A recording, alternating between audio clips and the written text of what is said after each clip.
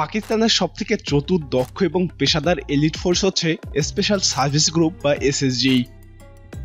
পাকিস্তানের এই special force black stroke নামেও পরিচিত। আবার তুর্কি স্পেশাল ফোর্সের মতো এই বাহিনীকেও মেরুন ব্রেড বলা হয়। এসএসজি মূলত পাকিস্তান আর্মির একটি স্পেশাল অপারেশন ফোর্স। পাকিস্তানের এই স্পেশাল সার্ভিস গ্রুপকে আমেরিকান আর্মির স্পেশাল ফোর্স এবং ব্রিটিশ স্পেশাল এয়ার সার্ভিসের সাথে তুলনা করা হয়।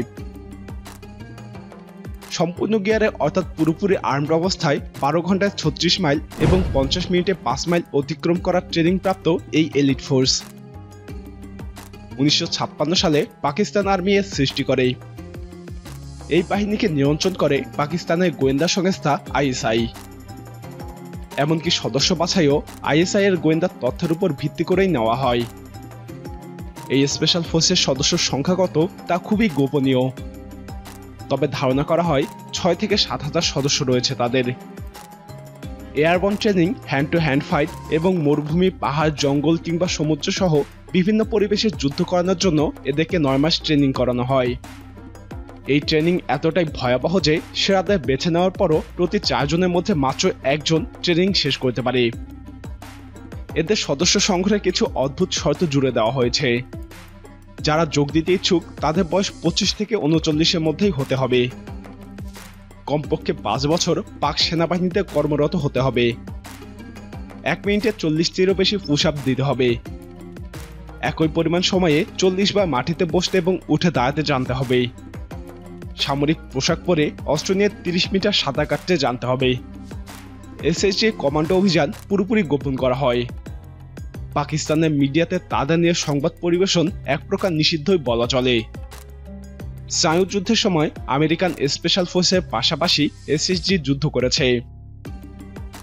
এছাড়া 1980-র দশকে সোভিয়েত ইউনিয়নের বিরুদ্ধে আফগান মুজাহিদিনদের সাথে মিলিতভাবে এসএসজি যুদ্ধ করেছিল।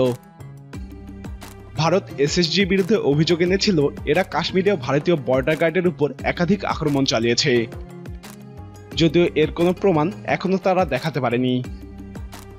বর্তমানে এই স্পেশাল ফোর্স নিজ দেশের সন্ত্রাসী কার্যক্রমের বিরুদ্ধে কাজ করে যাচ্ছে, যেগুলোর মধ্যে উল্লেখযোগ্য ঘটনা হচ্ছে 2009 সালে লাহোরের পুলিশ একাডেমিতে সন্ত্রাসী আক্রমণের বিরুদ্ধে অ্যাকশন নেওয়া।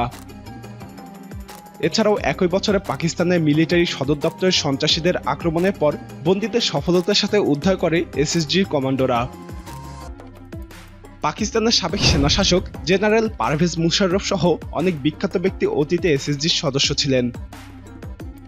বাংলাদেশের মুক্তিযুদ্ধের অন্যতম গুরুত্বপূর্ণ কমান্ডার কর্নেল আবু তাহের বীরুত্তম এসএসজির সদস্য ছিলেন। মুক্তিযুদ্ধের সময় তিনি এসএসজি থেকে পালিয়ে এসেছিলেন। প্রিয় দর্শক, ভিডিওটি কেমন লাগলো কমেন্টে জানান। ভালো লাগলে লাইক বাটনে ক্লিক করুন। নিয়মিত এরকম ভিডিও দেখতে আমাদের চ্যানেলটি সাবস্ক্রাইব করে আমাদের সাথেই থাকুন।